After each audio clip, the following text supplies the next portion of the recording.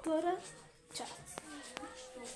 Ами, втора част от турския чай, дето не можем да го приготвиме, заради ето това маниче, дето не мърка през цялата нощ.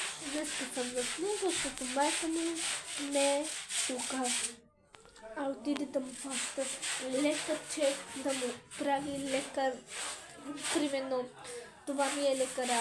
Как аз имам лекар и как вие имате лекар. Също си, ако не сте видели първа част, отидете и вижте.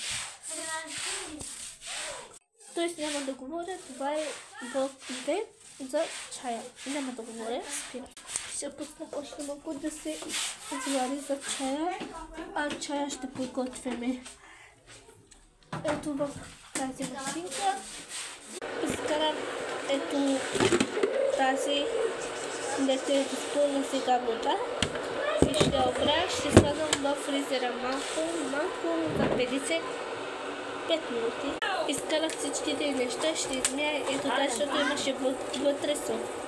Ще покажа какво съм приготвила за турския чай, защото те имат едни малки чашки. И аз имам едните същите, но са бели, а техни са като стъклено нещо. Има си така и големи купички за вътре да слагат, но аз няма, защото аз ще изпълням ето така и специално нещо да слагам. И аз ще направя 6 чая и имам такива малки лъжички да бъркате. Нали те имат такива лъжички. Ако не сте видяли как се прави турски чай, идете и вижте.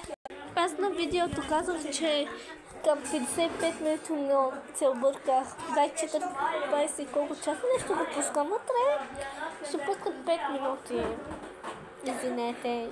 Значи ще има и трета част. Говорите.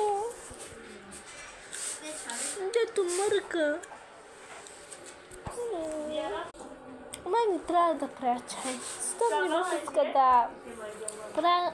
Той не иска да прави. Той не иска да прави, не ми пуска. Това ми е второто бъл. Първото е чисто, но защото аз имам нов YouTube, защото другия YouTube се разбали, не знам за какво. И всички ми нещата, които аз имах, влогове, снимки, неща, се изтриха направо, но моля ви, което бяха